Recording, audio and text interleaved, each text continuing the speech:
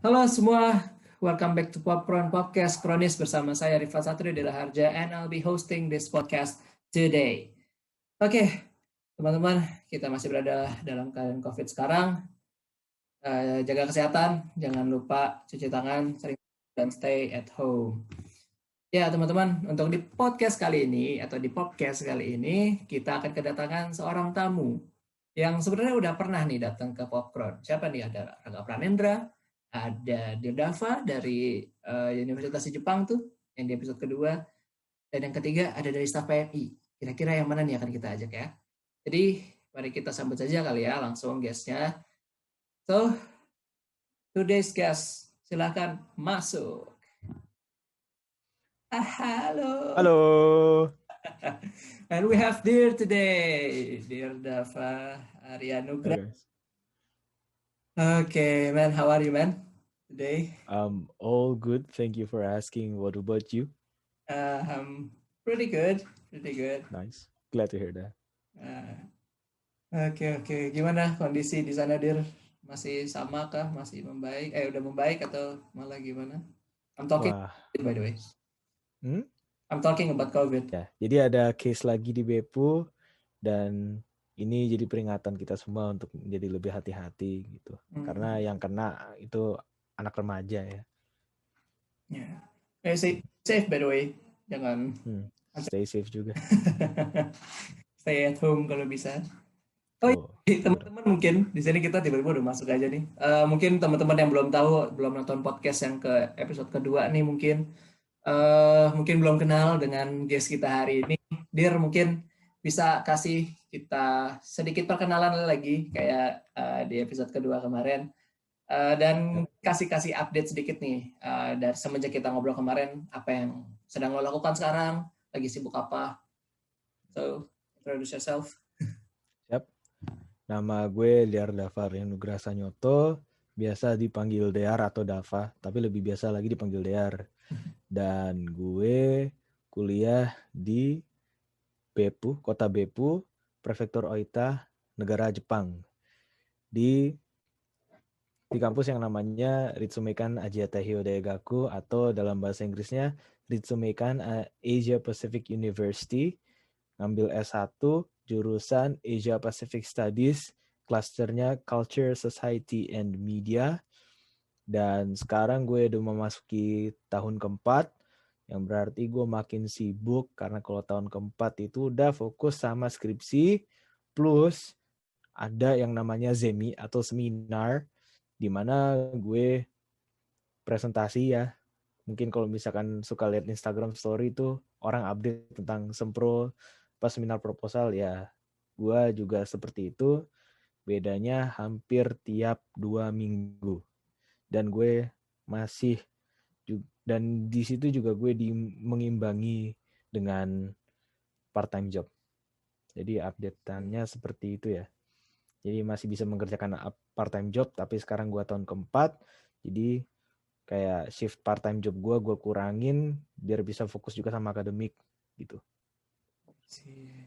Thank you loh udah menyempatkan waktunya nih tiba-tiba bisa datang ke podcast. Thank you so much di tengah kesibukan lo. Thank you juga udah diundang ya.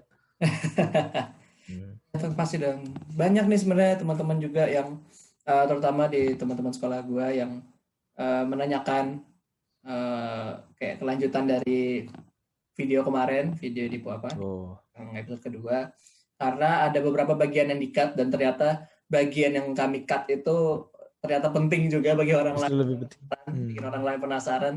Jadi ya coba untuk tanyain di sini ya yang belum ketanya-tanya nih. Silakan. Upload. Sebelum gue bertanya-tanya tentang Jepangan lagi, gue mau menanyakan tentang ini dulu, kuliah lo. Tentang kuliah. Lo udah tahun keempat tadi ya sebenarnya.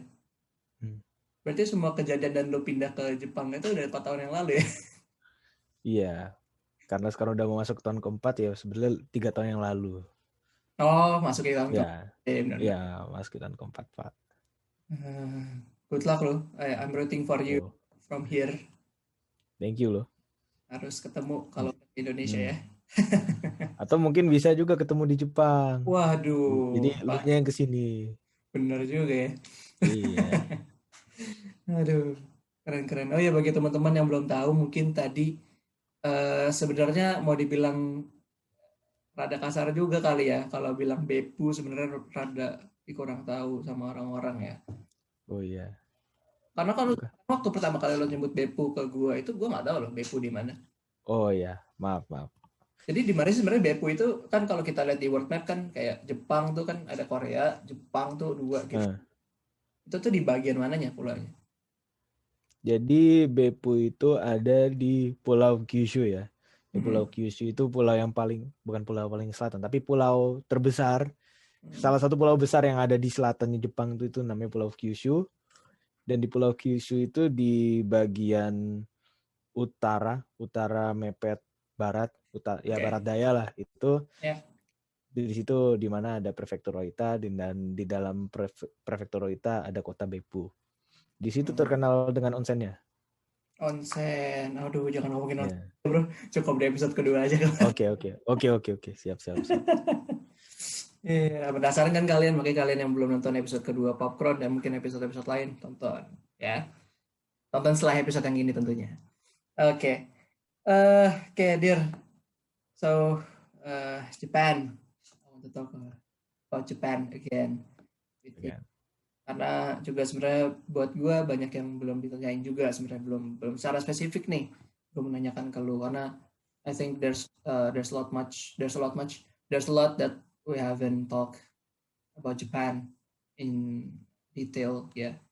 Bagaimana I see. orangnya, bagaimana dengan uh, apa ya sebutannya lifestyle dari uh, sebenarnya nggak hanya orang-orang Jepang tapi terkhususnya untuk para pelajar dan mahasiswa. Kan lo juga mahasiswa di sana udah hampir 4 tahun juga memasuki tahun keempat.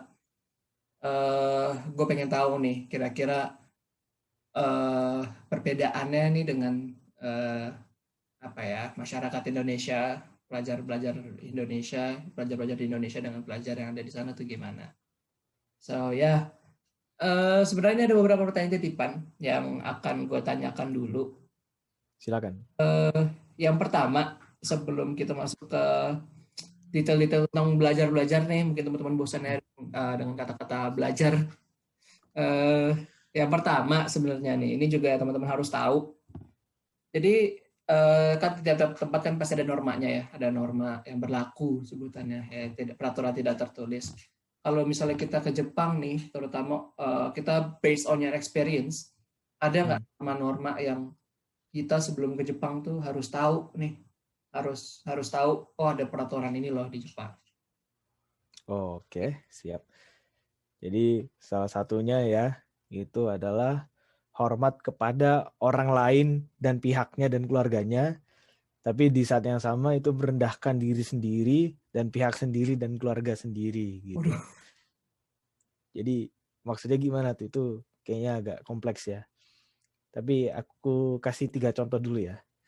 Pertama nih, misalkan kita kenalan sama orang gitu. Mungkin kalian udah belajar bahasa Jepang cara nanya nama orang tuh gimana kan. Oh, onamae wa nan desu ka gitu kan. Jadi kalau misalkan ngomong pakai o gitu, onamae itu udah sopan gitu. Cuman kalau misalkan buat nama sendiri, misalkan memperkenalkan diri sendiri tuh bilangnya watashi no namae wa, terus isi nama sendiri gitu. Jadi nggak pakai o-nya itu. Karena kita kan merendah ya. Jadi kita tidak menghormati diri sendiri tapi kita merendah gitu depan mereka.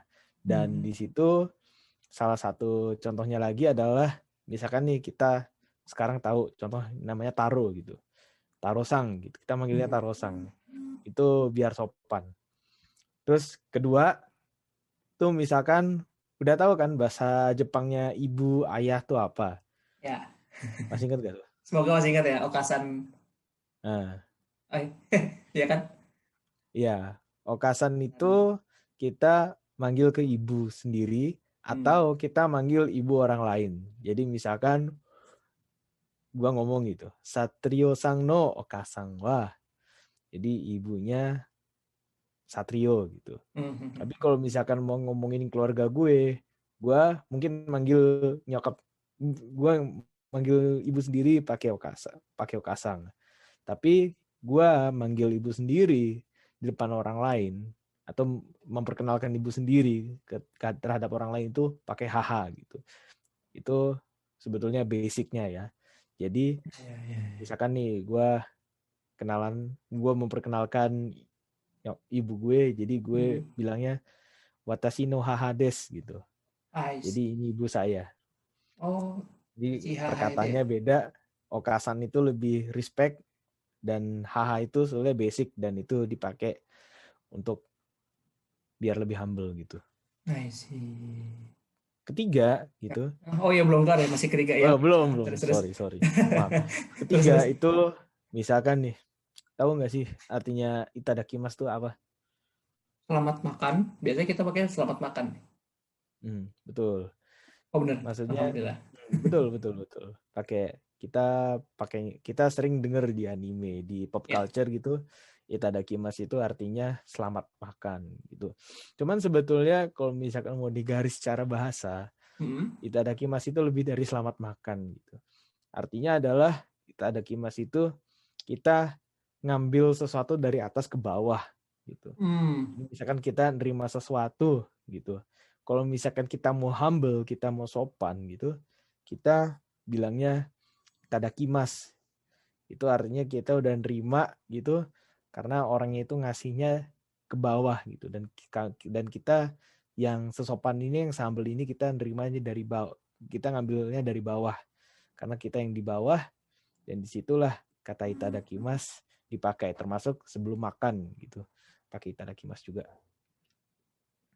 Jadi intinya lebih ke ini ya, respect dan perspektif. Jadi kayak emang mengutamakan respect ya di sana ya, kayak emang merendahkan diri tadi yang lu bilang itu ya. Iya, merendahkan diri dan menghormati orang lain. Itu basic thing ya sebenarnya. Sebenarnya harusnya di mana-mana juga melakukan hal tersebut ya. I mean, we cannot deny kayak kita harus hormat dan menyayangi orang tua, ya kan, dan lain-lain sebagainya yang biasa mungkin teman-teman udah dengar juga saat di sekolah dan di kehidupan masing-masing. Tapi itu emang it's a basic thing yang dalam artian itu adalah satu hal yang emang lo harus tahu nih sebelum lo ke Jepang, lo harus tahu hal itu ya. Iya, apalagi kalau misalkan datang ke sana itu bukan sebagai turis tapi untuk menetap di sana gitu. Jadi dari situ kayak orang bisa lebih menghargai gitu. Jadi walaupun kamu orang luar negeri, cuman kamu tahu budaya Jepang seperti apa gitu, pelan-pelan. Mulai dari bisa menghormati orang lain, baru nanti belajar bahasanya, begitu. Tapi di sana tuh ini nggak sih, kayak tadi lo bilang kan kita beradaptasi pelan-pelan. Walaupun emang kita menetap di sana, misalnya gue pindah ke Jepang gitu, berarti kan gue sebenarnya awal-awal masih a guest gitu loh, like I know nothing about Japan gitu loh kan, istilahnya gitu. Tapi mereka orang-orang Jepang itu ini nggak sih, ya mungkin yang tahu lu gitu, yang tahu lu baru datang dan menetap di rumah baru kan misalnya gitu, kayak menghormati gitu nggak sih? Maksudnya kayak memahami gitu loh, ada rasa maklumnya. Nih ada pesawat. Siap. Ada rasa maklumnya nggak sih? Ada rasa maklum nggak kayak lu masih baru di Jepang so you don't know our culture gitu-gitu, mas ada nggak? Ya rasa maklum pasti ada lah ya. Cuman sering berjalannya waktu gitu, kita nggak bisa cuma atas rasa maklum terus kita tidak belajar budaya Jepang gitu. Maksudnya budaya Jepang itu sekompleks itu, dan satu-satunya cara untuk belajar budaya Jepang adalah ya menyelami budaya itu sendiri dengan cara berinteraksi kepada orang lain gitu, ngobrol-ngobrol gitu ya, walaupun bahasa misalkan baru 3 bulan bahasa Jepangnya belum memadai gitu ya, coba ngobrol aja pakai bahasa Jepang, kan nanti belajar gitu, nanti diajarin juga itu kalau bahasa. Tapi nanti kalau misalkan kesempatan gitu, mungkin kita keluar gitu terus kayak kita ketemu orang gitu, walaupun kita nggak begitu kenal sama orangnya, cuman karena dia adalah seorang tetangga gitu, kita tetap nyapa gitu, ohayou gozaimasu, konnichiwa, konbanwa, apapun itu. So learning by doing ya. Learning by doing. Learning by doing. Ya, Like the way how you swim is to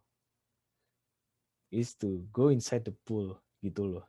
Maksudnya kalau misalkan cuma baca-baca belajar bahasa Jepang gitu, terus nggak dipakai gitu, misalkan kita atau juga misalkan kita belajar tentang filosofi budaya Jepang tapi nggak kita laksanakan ya sama aja. Gitu ya, sama kayak kita belajar renang gitu, tapi kita tahu cara melakukan gaya, misalkan gaya bebas, gaya cumi-cumi, gaya batu, apapun itu. Kalau nggak pernah nyebur ya kita nggak tahu rasanya gimana gitu loh. Jadi emang satu-satunya cara untuk cari experience itu ya ke lapangan sendiri ya. Ke lapangan itu juga. Kalau kata salah satu brand, just do it, ya nggak? Yes. Just do it. Oke. Itu berlaku sebenarnya tamparan juga sih bagi kita semua ya. Dan buat gue sih sekarang. Karena kayak like I overthink stuff a lot. No worries. Apa namanya? Ya. Overthinking is normal though. Ya, tapi like as you said gitu loh kan. Kita harus terjun ke lapangan gitu loh. Cicip-cicip kolam dulu deh. Tapi harus lama-kelamaan ya kita mau nggak mau harus menjalankannya juga gitu kan. Betul. Yeah, that's a great advice by the way. That's a great advice, benar-benar. Yeah. Sering terlupakan sebenarnya untuk di gue mungkin di gue juga kayak itu sering terlupakan. Oke. Keren. Nah ini ada titipan pertanyaan kedua. Nih. Silakan. Sambung juga nih tiba-tiba ya. Jadi tadi kan kita udah ngomongin soal norma, ya kan? Udah norma kayak lo bilang kita di Jepang kayak penghormatannya ada sebutannya ada tingkat-tingkatan juga kali ya kan ada apa sebutan casual, ada yang formal gitu. Ya. Kan beda-beda tuh cara ngomongnya kan. Gitu. Gue. Ya. Ada. Itu apa ya? Kalau kita hubungin sama itu kan sikap perilaku orang-orang Jepang berarti kan emang udah seperti itu semua gitu kan. Ya. Di dalam konsep mereka di alam bawah sadar mereka juga pasti akan melakukan hal itu gitu. Tapi selain yang tadi kita omongin tentang norma kesopanan istilahnya gitu. Apa sih perilaku orang Jepang tuh terutama mungkin di lingkungan lo deh, di lingkungan lo itu gimana sih perilaku orangnya? Maksud gue dalam artian gini, kayak apakah mereka orang yang sering banget kita ketahui misalnya di anime atau mungkin di biografi gitu-gitu, biografi gitu-gitu. Ya mereka kan, mereka orangnya tepat waktu banget. Karena mereka gini. Nah, apa yang itu yang dibilang itu benar dan itu salah. Gitu. Oh, itu yang tadi disebut sama Satrio tentang seberapa tepat waktu itu orang Jepang, ya betul. Orang Jepang itu tepat waktu sekali. Jadi itu memang normanya juga seperti itu. Jadi dengan cara menghargai orang Jepang itu kita harus tetap tepat waktu. Termasuk kalau misalkan naik kereta atau naik bis gitu. Nah, kalau misalkan telat 1 menit gitu gak ditunggu. Telat 1 menit gitu nunggu lagi. Bisa nunggu lagi 10 menit gitu kalau di Tokyo. Tapi karena di Beppu itu jarang ada bis muter-muter. Jadi kalau misalkan di Beppu telat gitu, ya nunggu lagi 30 menit atau paling lama 1 jam gitu. Dan kalau misalkan ini orang Jepang gitu, misalkan ada janji, misalkan dia telat gitu, itu mereka nyari alasan gitu dengan alasan yang kuat. Mereka nyari alasan itu nggak bertele-tele. Misalkan mereka jujur gitu, oh maaf saya telat, saya baru bangun gitu. Mereka akan bilang seperti itu gitu. Walaupun pada akhirnya kayak orang mikir kayak ya Allah ini masalah cuma sepele gitu. Cuman pengaruh sekali gitu. Tapi kalau misalkan memang itu alasannya, itu mereka akan bilang secara jujur gitu. Soalnya pernah kejadian juga aku di tempat kerja gitu. Aku kerja sebagai part-timer gitu. Oke. Telat bangun gitu. Terus di situ ya aku waktu itu nggak ditelepon sih, mungkin waktu itu tempat kerja lagi sibuk, tapi aku buru-buru. Terus pas ditanya kenapa kamu telat, ya Saya baru bangun pada saat itu, saya telat bangun. Paling cuma dibilang kayak lain kali kamu bangun lebih cepat lagi gitu. Jangan tidur malam-malam ya, paling gitu, paling ditegur gitu kan. Maksudnya kalau misalkan memang apa ya, misalkan telat gitu, alasannya jangan bertele-tele. Orang lebih menghargai orang yang jujur daripada yang bertele-tele. Misalkan nih kayak oke lah telat bangun gitu. Atau karena ngerjain tugas gitu. Misalkan ditanya gitu, kenapa kamu telat bangun? Kenapa kamu telat datang kerja? Karena tadi malam saya gini-gini, saya gitu-gitu. Itu orang udah nggak mau denger gitu. Itu kelihatan iwake gitu. Iwake itu artinya cari-cari alasan gitu loh. Ya. Iwake maybe ya Pak. Waduh. Begitu Aduh, Disul. teman-teman nggak pada tahu referensinya. Ya, jadi disclaimer sedikit nanti bukan referensinya saya dan dia, Dear Dava adalah seorang ya wata. Ya, oke. Ya. Jadi moving on. Males nih gue bawa begini pasti deh kayak udah 2 guest di Popcorn ini tuh terbawa akhirnya mengetahui bahwa saya adalah seorang wota. Image-nya berubah jadi kayaknya. Ya tidak masalah. Ya tidak masalah sih memang. Tidak masalah. Lah ya, kita saling tahu saja di antara berfandom. Yeah. Iya, by the way, ngomongin soal kayak perilaku nih.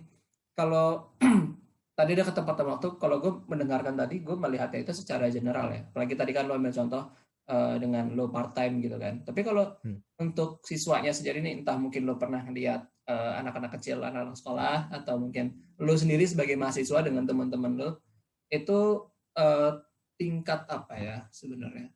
Kayak tingkat kesadaran diri mereka terhadap peraturan yang berlaku atau terhadap sesuatu yang berlaku itu tuh gimana? Kayak perilaku mereka sehari-hari. Perilaku sehari-hari ya. Misalkan di dalam kuliah boleh ya. Kayak aku kan ikut ini ya. Kalau di Jepang istilahnya sakuru. Sakuru itu artinya UKM gitu, unit kegiatan mahasiswa. Itu sakuru aku itu yosakoi kan. Yosakoi itu latihan ya latihan. Dan di situ kami latihan biasanya tempatnya itu pindah-pindah, nggak cuma satu tempat gitu. Soalnya kan kayak orang lain juga pasti maksudnya UKM lain juga pasti memakai tempat juga. Jadi kayak kami itu digilir tempatnya. Dan selain digilir gitu, sebelum kami dan sesudah kami itu pasti ada yang make tempatnya tersebut. Contohnya kita bilang di taikukan. Taikukan itu artinya di gym ya. Misalkan kita latihan di gym gitu. Di situ memang sudah disediakan sterilizer dan ya sterilizer seperti alkohol dan pel ya. Itu untuk apa? Itu nggak cuma sebagai pajangan. Itu misalkan nih kita sudah selesai latihan gitu, kami menyebut katazuke gitu. Katazuke shimasho. Katazuke itu artinya ayo beres-beres gitu. Misalkan juga kan kita kalau latihan nari gitu kan kita butuh kaca ya. Karena kami butuh kaca jadi kami keluarkan kaca. Terus kalau misalkan udah selesai latihan, kami kembalikan lagi kacanya ke tempat semula dan kami mulai ngepel gitu. Dan kami mulai nyapu-nyapu kalau misalkan memang perlu nyapu gitu. Sterilizer gitu khusus buat COVID karena misalkan nih setelah kami megang pelnya itu kan pasti kita nggak tahu asimptomatik ya. Jadi kami langsung semprot pakai sterilizer terus kami lap gitu. So dan semua orang anime pasti is true ya dia. Sorry ini gue potong ya, tapi what's on anime ada benernya juga ya. Kayak anime and dorama sebutannya kali ya di sana. It's true. Kayak habis lu pakai ya lu bersihin sendiri gitu. Iya, karena kita mikirin kami harus memikirkan bahwa setelah ini akan ada orang yang memakai gitu. Oke, terus apa lagi tuh? Apa lagi tadi yang mau sebut mungkin? Sudah nggak ada sih. Oh udah, kirain tadi ada yang mau sebutin lagi, enggak? Oh enggak. Oke, berarti gue masih amazed aja sih, maksudnya kayak it's a true thing ternyata. Maksudnya kayak gue dulu pernah nonton beberapa drama Jepang. Tentu juga kita sebagai anak kecil terutama di Indonesia sering banget nonton kayak pagi-pagi ada anime apa. So it's a true thing gitu kayak. Gue kaget aja kayak ternyata emang bener kayak setelah kita pakai biasanya kan kalau di anime itu ada lapangan gitu. habis apa atau aula-aula gitu, habis mereka pakai mereka pel sendiri. Iya. Dan itu berlaku dimanapun, maksud gue di Jepang itu berlaku dimanapun gitu, di sekolah. Dimanapun. Mau di sekolah, mau di kuliah. Nice. Atau misalkan di tempat kami ada arena juga, arena Bepu itu dipakai buat badminton ya. Setelah mereka beraktivitas dengan bermain badminton di sana, ya mereka beres-beres gitu. Maksudnya mereka netnya dikembalikan seperti semula, dipel lagi gitu. Terus ada shuttlecock yang berjatuhan, yang berceceran itu diambil lagi gitu. So berarti kayak apa ya? Kalau yang bisa gue simpulkan itu berarti tingkat kesadaran diri dan humanity tinggi juga ya di sana ya. Orang Jepang itu sangat memikirkan orang lain. Dan contohnya itu nggak cuma dari kegiatan-kegiatan seperti ini. Ini contoh satu lagi nih. Kayak aku makan sama temen gitu di restoran yakiniku ya. Tahu kan kalau restoran yakiniku kan kita pesan sendiri, bakar sendiri gitu. Ya. Terus makan daging sepuasnya gitu. Dan di situ yang aku perhatikan adalah kalau misalkan perbedaan makan sama kumpulan orang Indonesia dan kumpulan orang Jepang.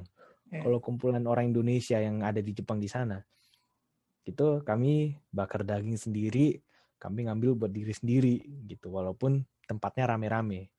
Tapi kalau di Jepang itu biasanya ada satu orang, ya nggak harus satu orang, cuman adalah orang yang megang capit, dialah yang membakar gitu. Dan orang yang sama pun juga harus memberi dagingnya kepada orang lain dulu. Yang aku perhatikan adalah, jadi setelah mereka bakar gitu, mereka nggak ngambil buat diri mereka sendiri dulu. Jadi pertama mereka kasih orang lain dulu, terus nanti mereka ambil buat diri mereka sendiri gitu. Dan di situ aku kagum sih. Dan di situ aku melihat perbedaan antara misalkan contoh sekecil makan yakiniku gitu. Budaya yakiniku antara orang Indonesia dengan orang Jepang gitu. Ada bedanya. Sorry ada pesawat tadi. Ya, Oke. maaf ya guys, maklum saya tinggal di dekat ini pesawat terbang seperti. Saya mengerti. Agar Halim kan? Iya. Aduh disebut. Aduh disebut. Maaf. Nggak apa. Nggak berarti tadi sense of humanity-nya bener-bener ini ya, emang patut banget dicontoh ya sebenarnya. Iya. Sense of humanity. Dan apakah itu berpengaruh kepada lo nih? Lo menyadar diri sendiri, apakah ada yang berubah dari lo mungkin dari kebiasaan lo di Indonesia ketika lo pindah ke Jepang? Apakah kebiasaan-kebiasaan orang-orang di sekitar lo itu merubah lo juga? Setidaknya ada nggak yang lo sadari? Kalau misalkan apa yang membuat gue berubah itu pasti ada lah ya. Maksudnya dari melihat orang Jepang yang ternyata memang sangat memikirkan orang lain dulu sebelum mikirin diri sendiri, itu jadi ngaruh ke gue gitu. Dan di situ gue jadi apa ya, yang berusaha untuk ya nggak egois lah gitu. Dan andaikan terlanjur egois gitu, ya gue merasa bersalah gitu. Maksudnya kayak gitu udah jadi tertanam di diri gue saking lamanya di Jepang gitu loh. Ya, lingkungan berpengaruh ya berarti ya. Emang lingkungan sangat berpengaruh. Oke. Oke, berarti nih ya ini gue bridging juga. Bridging ngomong-ngomong nih. Dari tentang sense of humanity dan diri sendiri. Gue sebenarnya ada kesel ya ketika gue entah kenapa gue memikirkan ini. Tapi beberapa waktu yang lalu sempat ada gue lupa postingan, pokoknya sempat postingan viral yang sempat viral di Indonesia. Ada sampah-sampah bungkusan produk dari Indonesia sewer sana diujukan di sideline, di sidewalk gitu di Jepang. Lo tahu itu kabar itu tahu? Kayaknya pernah baca gitu, cuman kayaknya yang itu udah agak lama ya. Ya. Nggak baru-baru banget ya. Gue tidak menyadari seberapa lamanya itu karena pandemi ini juga jadi lupa tanggal sebenarnya. Cuman kayak itu pernah terjadi gitu loh. Kayak apa mungkin nanti editor bisa nunjukin kali ya, atau lo bilang nggak mau juga silakan. Tapi waktu itu sempat kayak ada, ini gue sebut aja kali ya, sempat ada bungkus rokok, salah satu rokok yang biasa kita temukan di Indonesia. Terus ada yang kedua, ada gue lihat cantikan dulu. Oh, ada bungkusan snack makanan gitu.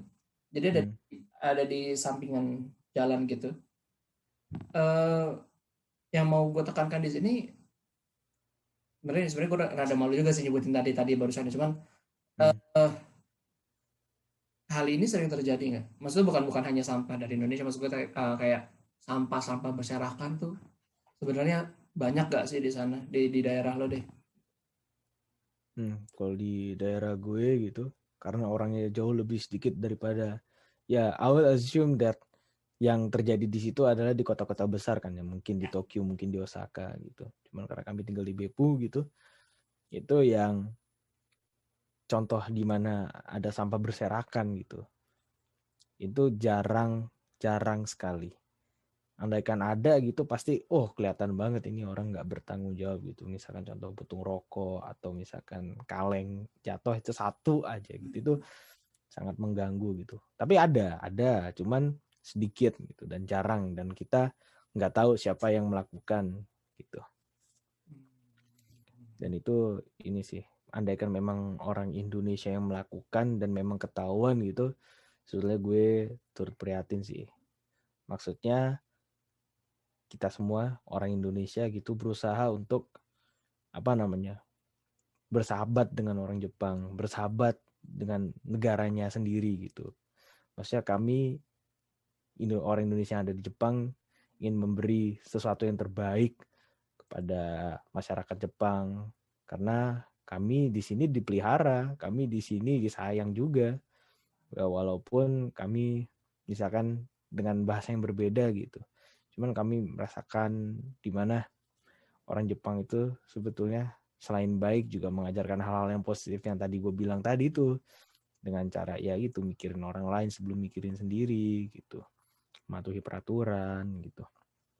Dan ya gitu, maksudnya yang jelek itu bahkan karena kejadian tersebut, andaikan orang Indonesia melakukannya itu yang citranya jelek gak cuma orang Indonesia, cuman yang citra jelek juga seluruh orang luar negeri yang ada di Jepang gitu.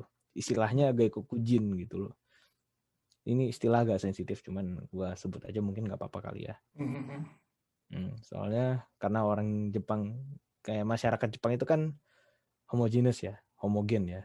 Maksudnya semua orang Jepang itu kayak menganggap dirinya sebagai orang Jepang dan gak ada suku-suku gitu. Jadi kayak misalkan melihat orang kulit gelap dikit gitu, atau misalkan hidung mancung dikit gitu, atau misalkan orang tinggi gitu, rambutnya pirang, atau misalkan rambutnya keriting gitu, itu mereka dianggap stand out gitu. Ya orang Jepang gak bisa dibilang necessarily rasis, cuman pasti dianggap stand out karena ya sewajarnya orang Jepang itu ya apa yang dilihat di anime, apa yang dilihat di dorama ya seperti itu gitu. Jadi kayak sekali ada lihat orang kulit hitam dikit, orang rambut keriting dikit, atau misalkan rambut pirang dikit gitu, itu stand out gitu. Yang gak rasis cuman stand out gitu. Dan kalau misalkan ada peristiwa jelek yang dihubung-hubungkan dengan gaikokujin, itu ya citra gaikokujin jadi jelek sendiri gitu. Jadi yang kena imbasnya gak cuma orang Indonesia, tapi juga komunitas-komunitas lain, contoh India, Bangladesh, Pakistan, Malaysia, Vietnam. Karena orang Jepang gitu, karena gaikokujin di Indonesia itu gaikokujin di Jepang itu sangat dikit sekali ya. Jadi untuk tahu orang Jepang, untuk tahu orang Indonesia yang mana, orang Malaysia yang mana itu susah. Ya. Ini maaf ya kalau misalkan topiknya malah melenceng ke santai, masalah sosial gitu, daripada gue masalah nanya sampah juga. itu sendiri. Santai. Ya intinya tadi kan yang satu, yang pasti ini ya tentang sampah tuh, ya you know lah, kita dulu pernah di Bekasi, gue di Jakarta. Seberapa banyak ya tumpukan sampah Iya. dekat-dekat kita juga. Jadi jangan lupa guys, buang sampah tuh harus tempatnya ya. Jangan bikin, please, ayo jangan banjir lagi. Jadi gue jangan banjir Pak sebenarnya karena udah mulai hujan-hujan lagi nih, hujan deras juga. Langsung takut ya. Masalahnya nih awal-awal tahun ini dimulai dengan Jakarta banjir di mana-mana. Oh iya, benar. Lihat aku beritanya. Ya, Banyak. semoga tidak terjadi deh, ya Allah. Semoga dengan COVID, udahlah terlalu susah dengan COVID ya kita. Iya, Banjir lah. Ya, oke, banyak. oke. Oh ya, tadi Makanya juga orang jangan lupa tadi pesannya hormati orang lain, guys. ya orang lain. Dan buang sampah sembarangan itu benar banget. Dan orang Jepang itu mungkin di Indonesia nggak tahu udah diterapin atau belum gitu. Cuman orang di Jepang tuh sudah diterapkan, memang dari dulu diterapkan gitu bahwa sampah itu harus dipisah gitu. Biasanya secara garis besar gitu sampah itu bagi 3 kan. Ada sampah bakar, sampah yang nggak bisa dibakar, sama sampah daur ulang gitu. Jadi kayak kalau misalkan di Jepang itu masalah sampah itu sangat strict gitu. Kalau di apartemen gue bisa buang sampah hari apa aja. Cuman kalau misalkan di apartemen lain atau misalkan di residen lain gitu, mereka buang sampah itu ada harinya. Contohnya kayak buang sampah bakar gitu harus setiap Selasa dan Jumat gitu. Terus sampah daur ulang itu harus Senin dan Kamis gitu. Kenapa? Biar nggak bau gitu. Tapi kalau misalkan di tempat gue karena ada apa namanya? Ada apa istilahnya tuh? Ada tempat pembuangan sampahnya yang gede itu sendiri gitu, khusus buat apartemen kami. Jadi kami bisa buang sampah kapan saja gitu, asalkan tempatnya benar gitu. Kalau misalkan memang itu sampah bakar gitu ya, buanglah di tempat sampah bakar. Kalau misalkan sampah daur ulang gitu ya, masukinlah ke sampah daur ulang gitu. Terus kalau misalkan maksudnya terus juga kalau misalkan di Jepang saking kerasnya peraturan ini, kalau misalkan ada sampah nyasar, contohnya di sampah daur ulang gitu, masuk gitu. Contohnya apa ya namanya? Ya sampah-sampah sisa makanan gitu. Misalkan sampah yang harusnya dibakar gitu, masuknya ke sampah daur ulang. Itu mereka nggak mau ngambil gitu. Atau misalkan mereka terlanjur ngambil, mereka balikin lagi gitu. Karena terus nanti ditulis gitu. Ini sampah ini tidak sesuai gitu contohnya. Se-strict gitu ke Jepang. Berarti emang ada aturannya masing-masing juga ya, tiap daerah, tiap tempat. Iya, bahkan di tiap daerah gitu, bahkan tiap kota ya, itu warna plastik sampahnya itu beda gitu. Misalkan di kota Beppu sendiri, kota tempat gue tinggal tuh, kalau sampah bakar tuh warna plastiknya harus hijau gitu. Terus kalau misalkan sampah daur ulang warna pink. Terus sampah yang nggak bisa dibakar, sampah B3 atau sampah kaleng, bukan kaleng sorry, sampah ya intinya sampah yang tidak bisa dibakar gitu atau didaur ulang itu plastiknya warna putih kalau nggak abu-abu gitu. Memang ya beda-beda juga ya, dan emang jatuhnya itu udah harus menjadi suatu kesadaran diri sendiri ya di sana. Iya. Nggak mau ya Bahkan udah kan? digampangin dengan cara perbedaan warna, dan kalau itu masih salah itu harus ada yang dipertanyakan. Aduh, gue lupa bahasa Jepangnya stupid itu apa ya? Baka. Baka. Ya, ya, betul. Ya, ya, ya. Oke, benar lucu juga ya. Kadang-kadang melihat kayak banyak yang orang-orang nih sebenarnya lu udah diberi yang mudah, tapi lu udah dikasih tahu nih lu tinggal gini, lu dikasih yang mudah tapi ngambil yang susah, malah nggak dilakukan. Iya. Kata-katanya malah kalau ada yang susah kenapa harus yang mudah. Jadi berubah tuh, statementnya berubah, Iya. nggak kayak Iya, sebenarnya berubah. Misalkan kayak apa namanya? Kalau misalkan harusnya kan kita mikir gitu. Kalau misalkan orang lain bisa, kenapa kita nggak bisa gitu. Cuman ada juga beberapa orang lain di lingkungan kita juga ngomongnya, kalau misalkan mereka bisa, kenapa harus kita yang melakukan? Betul. Itu banyak banget terjadi, terutama di lingkungan saya ya. Teman-teman mungkin di lingkungan kalian juga ada yang kayak gitu. Jangan ditiru guys. Aduh. Kita selayaknya orang Indonesia, kita harus menjaga sesama, ya nggak? Bineka Tunggal Ika. Loh, kok jadi nyambung ke situ? Lah iya. Intinya harus hargai sesama ya. Kita harus patuhi aturan yang ada. Ini dia sebenarnya ada satu topik terakhir yang sebenarnya udah gue siapin dan emang pengen gue tetepin ke para penonton nih sebenarnya. Silakan. Jadi kalau gue nggak tahu lo dapat kabar ini apa enggak, atau lu masih sering kayak baca-baca meme atau sebutannya shitpost tentang Indonesia di Jepang atau enggak, kayak tapi ada sekarang tuh ada frase orang Indonesia kurang literasi. Waduh. Kalau lu mungkin lu mungkin nonton video YouTube Indonesia, YouTuber Indonesia, atau mungkin video-video di Indonesia itu kayak di komennya tuh ada aja kan yang kayak suka ngirim hoax, ngirim apa statement salah gitu-gitu kan. Makanya muncullah frase orang Indonesia kurang literasi, ya kan. Gue pengen tahu nih sebenarnya kayak apakah kami yang kurang literasi atau gimana ya? Sebenarnya nggak juga sih, sebenarnya gue udah tahu jawabannya apa, cuman ya gue pengen tanyain aja tingkat literasi di Jepang tuh gimana sih, di lingkungan lo dulu deh mungkin.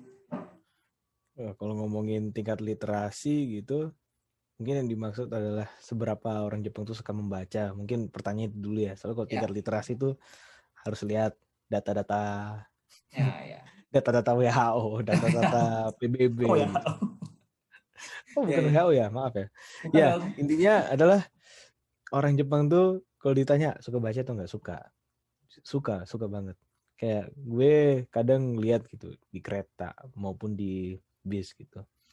Bahkan anak sekolah gitu, mereka kalau misalkan duduk nggak ngapa-ngapain gitu, kalau nggak pegang HP, ya ada yang pegang HP. Selain pegang HP, mereka juga ada yang baca buku gitu. Entah itu dia ngerjain PR, entah itu lihat buku pelajaran, atau maupun sekedar baca light novel. Kan orang Jepang tuh, kalau anak muda sekarang tuh dibanding manga, mereka lebih suka baca light novel kalau misalkan di luar gitu, karena mereka bisa berimajinasi kan.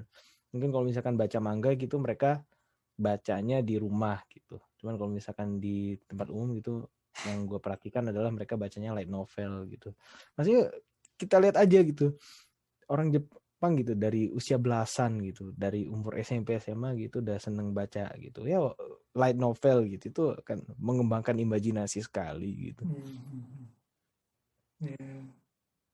Ini nggak sih, tapi di lingkungan lo nih, sebelum ngomongin tentang tingkat literasi atau apa, kayak seberapa orang Jepang baca buku gitu, kayak apa di antara teman-teman lo ini kan sebenarnya sifat manusia di mana-mana apa kan beda-beda ya, sifat-sifat orang beda-beda, tapi kan ada juga yang sama gitu.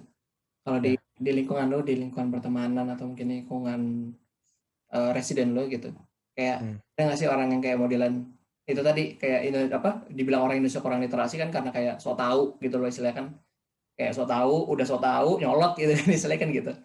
Ada nggak sih orang-orang yang kayak gitu di sana? Pasti ada lah ya, masa nggak ada? Ya kalau di lingkungan gue sih, gue nggak pernah menemukan orang yang seperti itu, karena ya kami semua mahasiswa gitu ya. Kalau mahasiswa ya berarti maksudnya orang kita jauh-jauh belajar sampai Jepang gitu, udah keterima di Jepang, masa masih ada yang seperti itu gitu loh. Ya, sebenarnya kalau dipikir-pikir it's a naive and a childish thing nggak sih? Kayak apa tuh? Seperti itu. Kayak ngomongin tentang hoax apa gimana nih? Iya, maksudnya kayak yang kayak orang sok tahu nyolot dan berkoar-koar di sosial media tanpa mikir lah istilahnya gitu, main asal ngomong aja. Nah setidaknya kalau melihat komunitas Indonesia yang ada di Jepang, di Beppu nggak ada sih.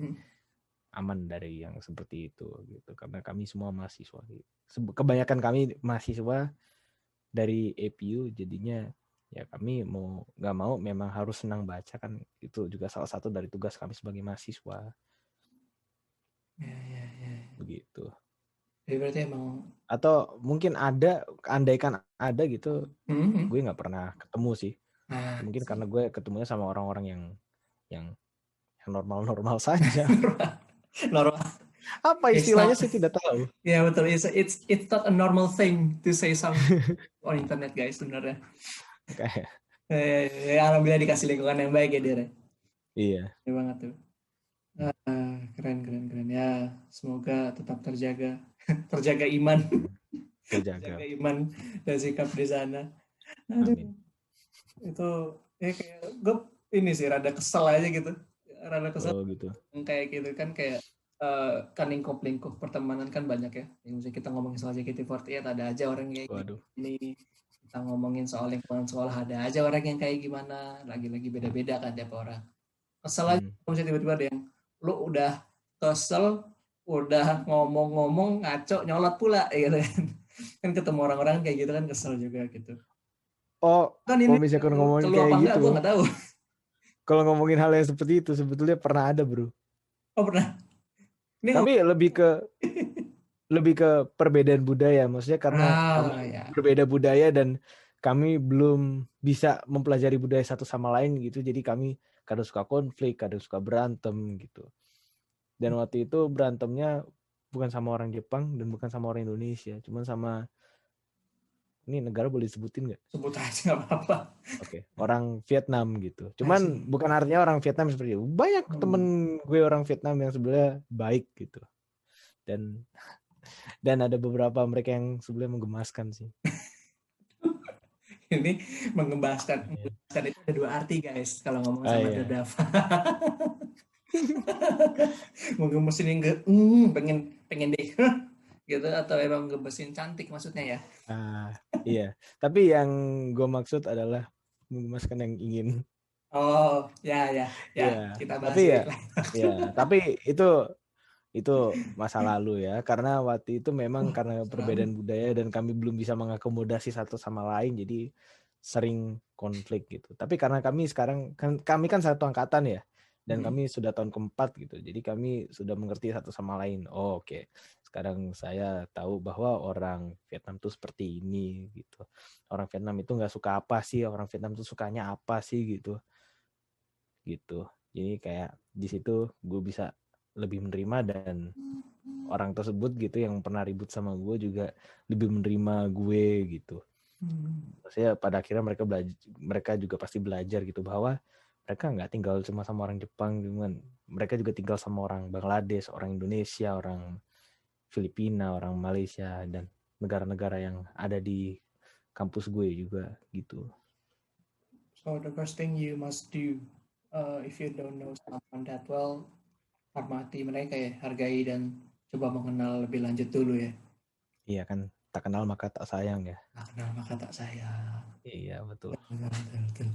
Itu terjadi loh. Itu terjadi banget loh. Bener. Maksud gue kayak makin makin kesini tuh gue makin berpikir kalau kata-kata yang kayak gitu tuh sebutannya apa sih, frasa bukan frasa ya kalimat seperti itu tuh quote Peribahasa. ya kayak peribahasa gue lupa bahasa Indonesia ketika peribahasa seperti itu emang beneran berlaku guys, kayak apa tadi tak kenal maka tak sayang gitu kan. Itu benar-benar kerasa loh makin sekarang tuh sebenarnya. The more you know, the more kerasa. Makin relatable gitu ya. Ya, makin relatable. Bisa relate. Ya, gue menjadi ternyata kata-kata seperti itu relate ya. Iya. Aduh, BTW ini ngomongin soal kesel tadi, gue pengen ngomongin soal kekesalan. Nah, tiba-tiba. Oke, silakan tumpahkan semua. Nah, saatnya lo nih, ada nggak sih yang lo, kan tadi lo bilang pasti ada yang berubah dengan mungkin ya semua orang ketika lingkungannya berubah, dan misalnya kita ambil contoh untuk lo pindah ke Jepang dan pasti ada aja yang berubah dari lo, entah lo sadar entah lo tidak. Tapi ada nggak sih dari sikap perilaku, mungkin dari tadi kita udah bahas tentang literasi atau buang sampah sembarangan dan lain-lain. Pokoknya pasti perilaku orang Indonesia yang lo yang lo kesalkan ketika lo udah di Jepang dan udah beradaptasi sekarang. Gue sebutin satu dulu ya. Oh, boleh. Hitots. Atau mungkin yang sebenarnya ini satu-satu yang paling gue kesalkan sih. Itu adalah orang Indonesia suka ikut campur urusan orang lain gitu. maaf. Udah, nah itu gue relate tuh. Ya. Kayak apa ya? Selama gue di Jepang gitu, misalkan gue punya masalah gitu, oke lah. Mungkin gue butuh cerita gitu. Cuman mereka untuk apa gitu, mereka nggak akan menggurui gitu. Atau misalkan kayak yang gue kasih contoh adalah gak suka ngikutin urusan orang lain gitu, ya lihat aja contoh kayak di perumahan di Indonesia gitu. Itu kalau ibu-ibu gosip gitu pasti ada kan. Ya. Jepang nggak pernah kelihatan gitu ya. Paling ada ibu-ibu ngumpul gitu, paling ngomongin tentang apa sih yang mungkin aku pernah ngopi gitu, paling nggak pernah ngomongin tentang anak sebelah, anak tetangga gitu. Ibu-ibu paling ngomongin tentang apa ya, sesuatu yang lebih bermanfaat. Misalkan contohnya, oh sayuran di toko ini harganya naik, sayuran toko sini aja gitu, soalnya harganya turun gitu, tuh lebih bermanfaat kan gitu. Atau misalkan gitu ngomongin tentang, oh ini ada produk baru kecantikan gitu, gue baru beli ini gitu. Mungkin bukan buat maksud pamer, cuman buat maksud gitu, ini produk kecantikan ini loh, apa namanya, efektif loh gitu. Mungkin terkesan seperti promo gitu, cuman terkadang memang se-innocent itu, tidak ada maksud untuk promo gitu ya. Maksudnya selama ini apa yang gue dengar dari percakapan ibu-ibu maupun nenek-nenek kalau misalkan ada ngumpul gitu. Tuh. Ya inilah ya, lebih apa sebutannya, lebih bermanfaat daripada gosip-gosip. Lebih bermanfaatkan daripada Gosip gosip. biasa ngomongin Iya. anak sebelah. Anak sebelah. Lebih baik ngomongin sayur kan. Sayur sekarang harga turun gitu. Mari Turunkan kita harga beli. sembako. Waduh. Aduh, itu demo lama banget. Kenapa sampai situ? Aduh. Oke. Oh ya, ngomongin demo, orang Jepang demonstrasi unjuk rasa gitu nggak pernah tentang harga gitu. Orang Jepang itu kalau demonstrasi ya paling tentang hak-hak yang penting gitu. Contohnya waktu itu tentang apa ya? Ya, aku juga nggak pernah ngikutin berita Jepang sih. Tapi aku nggak pernah lihat gitu berita Jepang itu demonstrasi tentang harga, harga sembako gitu, nggak pernah tahu. Ya, mungkin kita bisa lihat perbedaannya kali ya, Dira. Kita sama-sama tahu seperti perbedaannya di mana ya. Iya. Oke. Tapi ya, it's apa ya, it's an amazing thing sih. Kayak gue baru menemukan banyak hal dari yang percakapan kita ini. Gue baru mengetahui beberapa hal yang baru tentang Jepang, dan itu sangat-sangat intriguing. Apa ya, kalau kata temen gue sebenarnya ada everyday learning something new. Oh iya, everyday learning something new dong. Ya semoga itu juga apa ya, terimply atau apa. Gue tiba-tiba seketika lupa bahasa Indonesia deh. Semoga itu jadi dilakukan oleh teman semua, kayak semoga teraplikasikan lah. Teraplikasikan semua. Ya. Nanti itu bahasa terlalu formal nggak sih? Ya, gue sering pakai sih, cuman ya ini teraplikasikan buat teman-teman juga. Apalagi setelah nonton Popcorn episode kali ini, yang sebenarnya gue lebih suka ngomong Popcorn episode 2.5. Karena geser sama, dan kita topik-topiknya juga tentang Indonesia Jepang. Semoga itu teraplikasikan teman-teman semua. Kalian bisa belajar tentang suatu hal baru setiap harinya.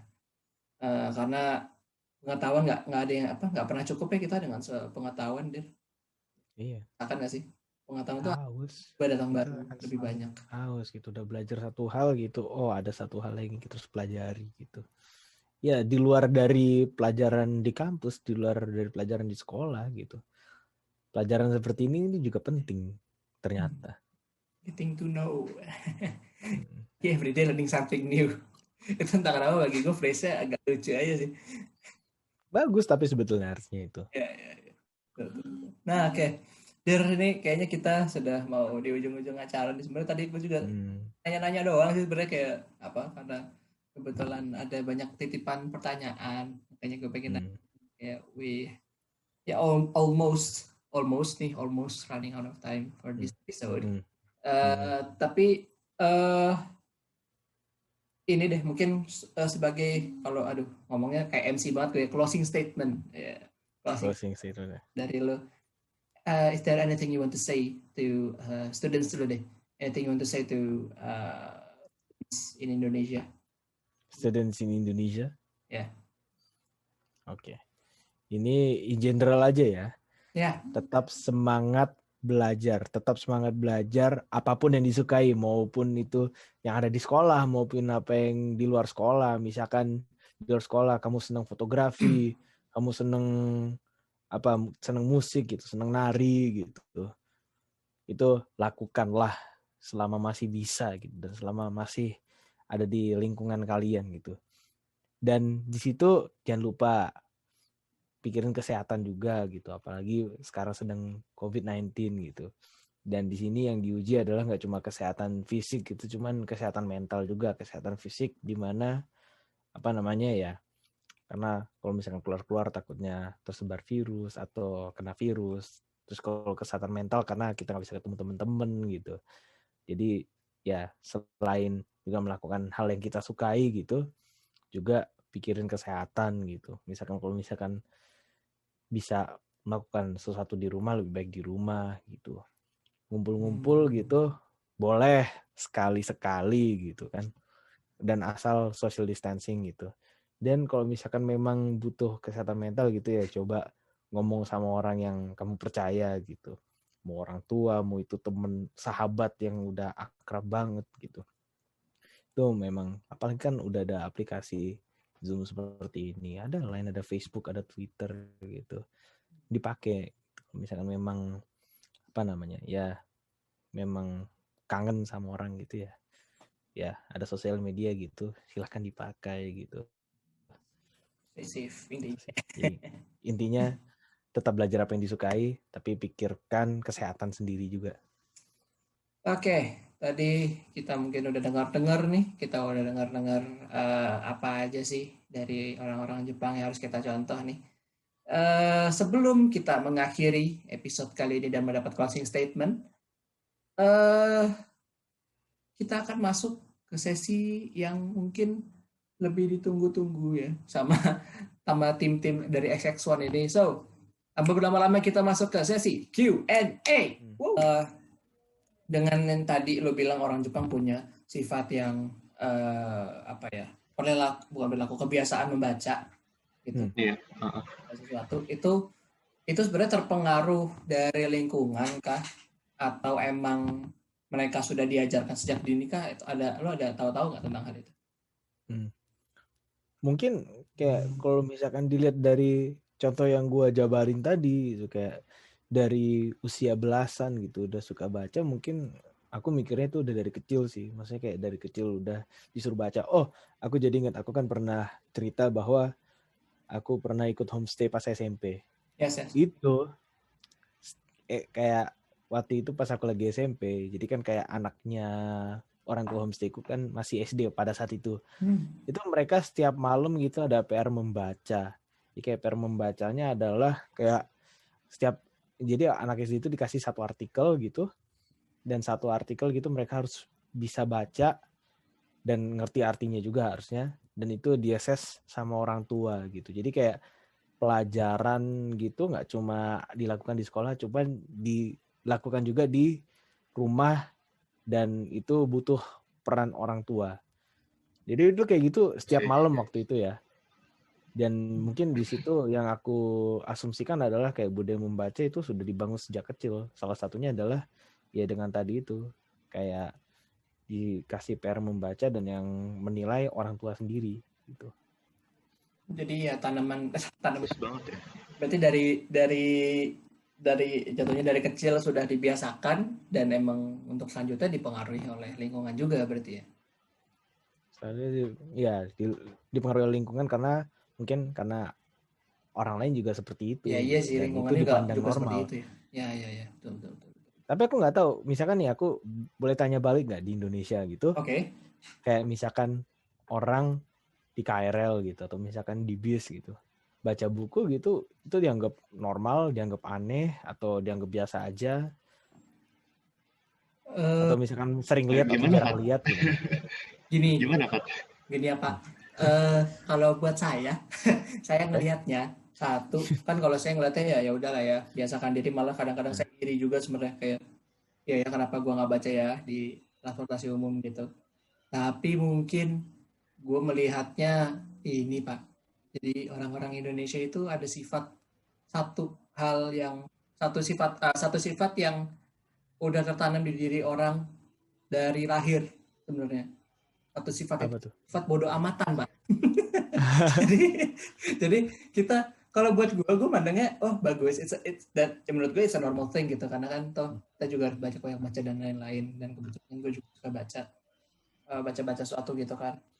Tapi mungkin karena kebanyakan sifat bodoh amatan itu ya, makanya mereka nggak menganggap aneh. Cuman mereka kayak mungkin ngeliat Oh, baca buku. Ya udah. baca buku gitu. Mungkin Nggak sifatnya ada seperti rasa itu ya. kagum gitu ya. Iya, yang saya lihat sih seperti itu ya. Cuman nggak tahu nih kalau teman-teman dari tim SS1 yang lain pernah ngelihat mungkin, atau mungkin lebih memperhatikan daripada saya, nggak tahu nih. Butuh opini lain gitu deh. Iya, maksud iya, ada opini lain nggak terhadap hal itu? Ya, bukan opini lain sih, lebih tepatnya malah menguatkan opininya. Orang Indonesia tuh kayak itu apa namanya, ayat di Al-Quran tuh apa namanya, untukmu agamamu, untukku agamaku. Jadi Dia bawa Al-Quran. udah Ada di bawah Al-Quran. apapun agama lakukan.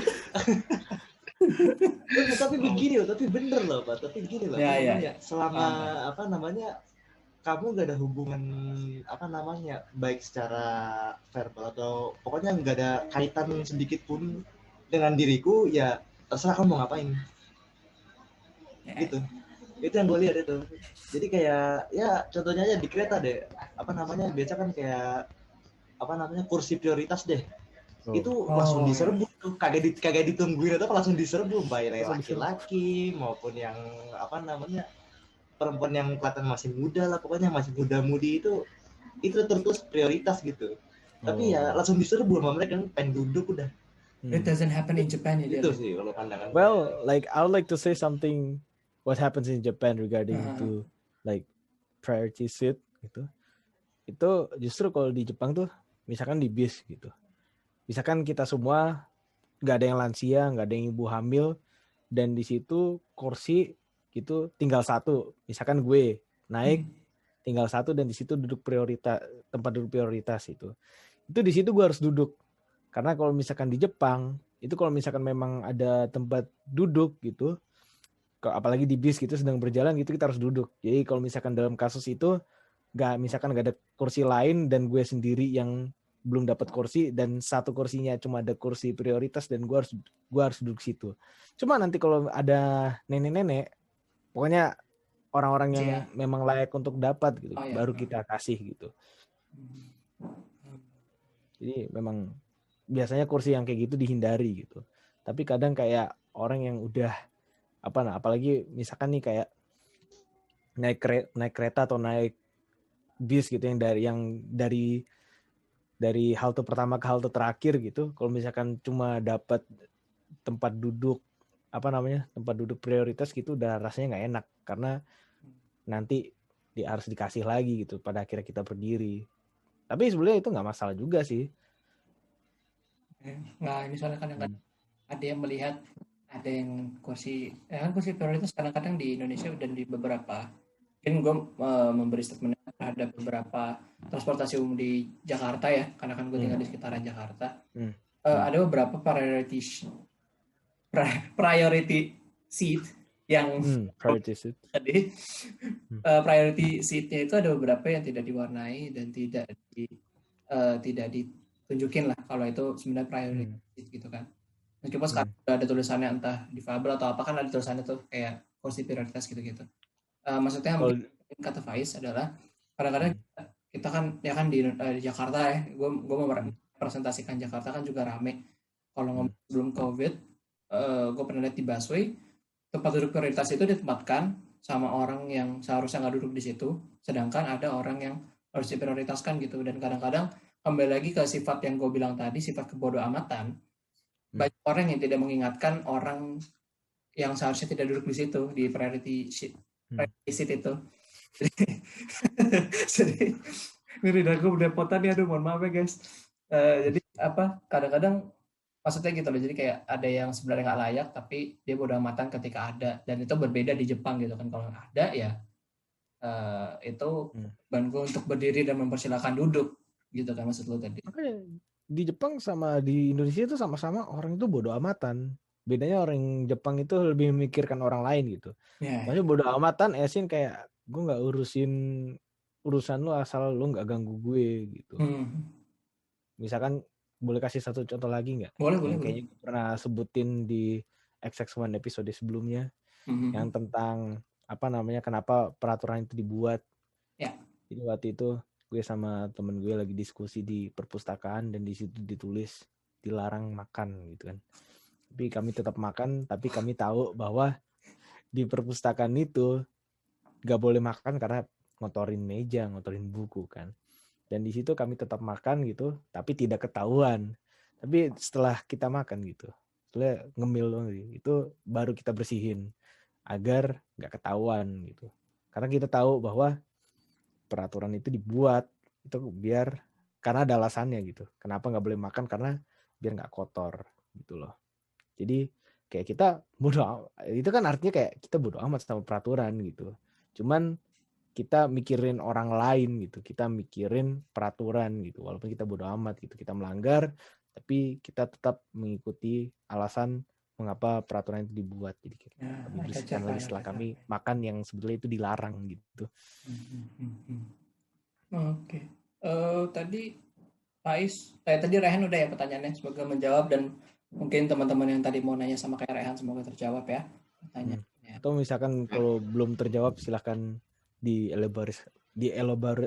silakan dielaborasikan pertanyaan. Semua kayak ketularan sama gua nih, lidahnya kelipet semua. Udah kok Bang, udah Bang. Terima kasih banyak. Siap. Nah Faiz, mungkin ada yang mau lo tanyakan? Ada Dir. Ini apa ya?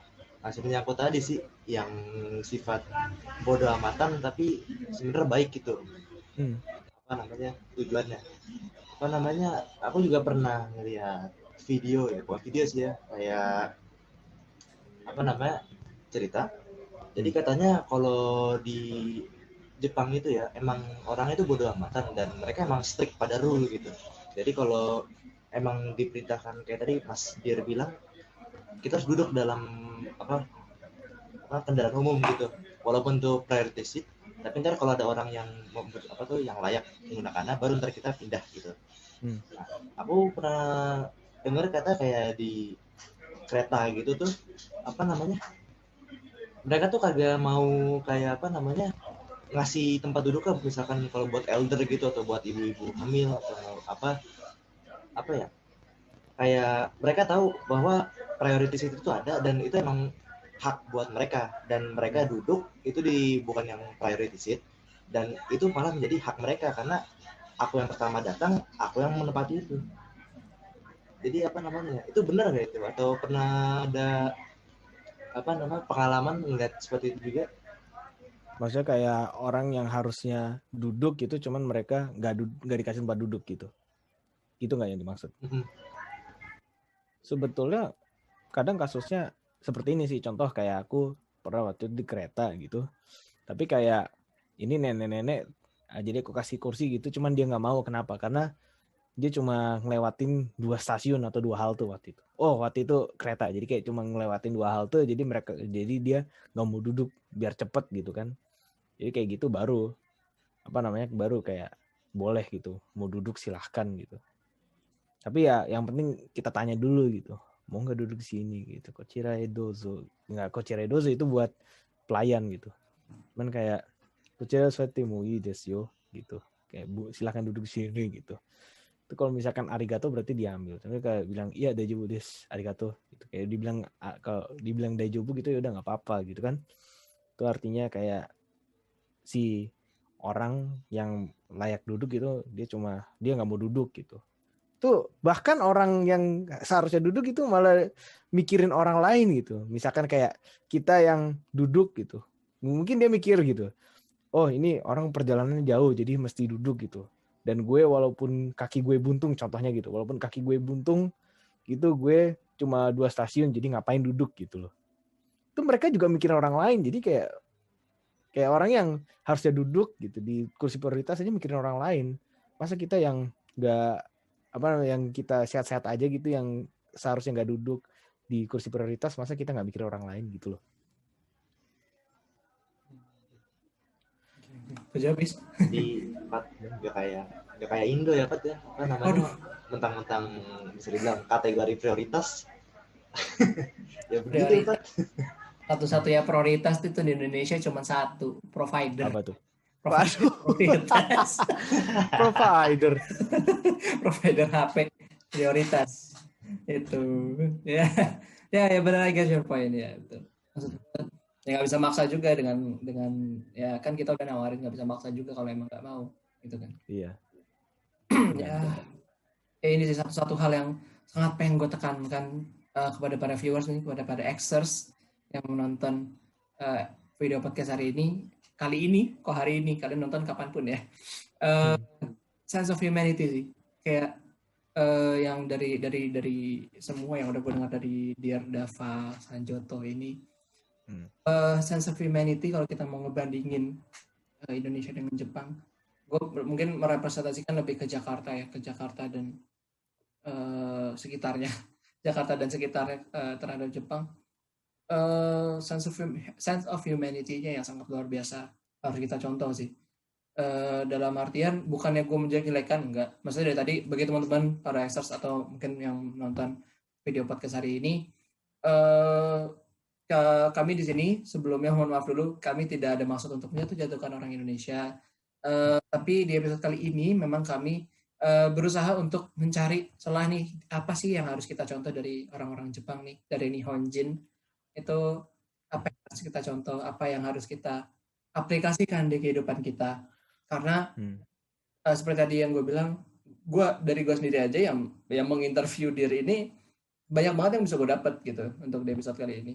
Last thing before we actually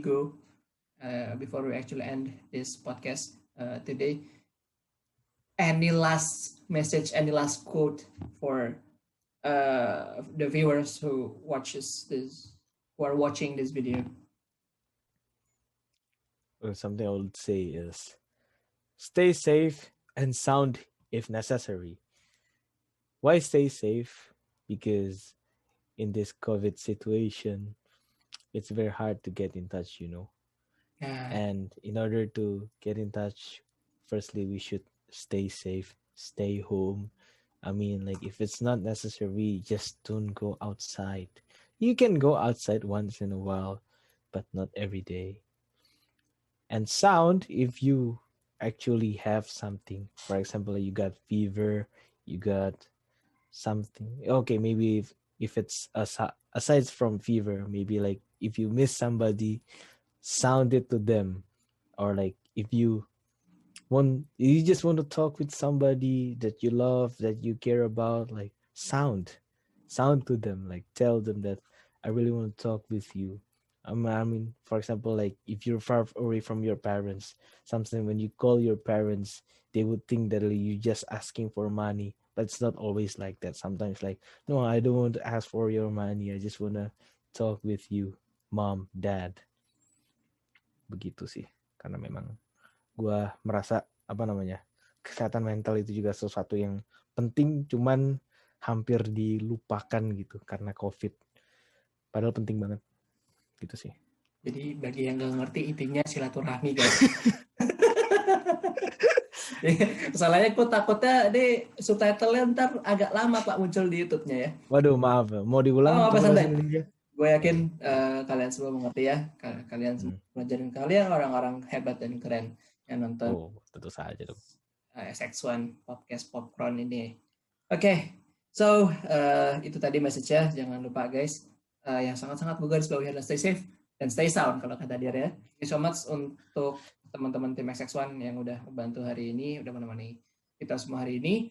Sekali lagi thank you so much untuk yang udah nonton atau mungkin hanya mendengarkan podcast kali ini. Semoga apa yang udah kita obrolin, ambil aja positifnya dan buang negatifnya. Dan buang side jokes-nya. Buang side jokes. Ya, intinya semoga kalian bisa dapat sesuatu hal yang di sini.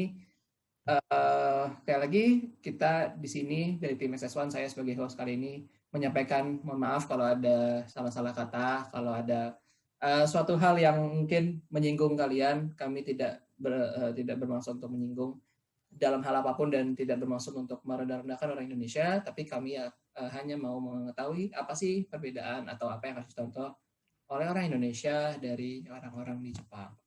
So guys, sekali lagi thank you so much. Don't forget to like, comment, and subscribe. Ya lah, udah YouTuber banget ya ngomong begitu ya. The chills bro, the chills. Ya jangan lupa komen, like, comment, and subscribe. Share juga ke teman-teman kalian, ke keluarga, atau mungkin ke your loved ones. Semoga semua orang yang menonton video ini dapat sesuatu lah dari episode kali ini gitu ya. So anyway, Thank you so much. Ini gue udah ngomong thank you so much 3 kali atau 4 kali. Sekali lagi ngomong thank you so much for watching this episode. I've been your host, Ares Diraharja. Ares Diraharja ngomongnya pakai YouTuber gue banget ya, Rifat Satrio Diraharja. Thank you and goodbye. See you in the next podcast. Bye-bye.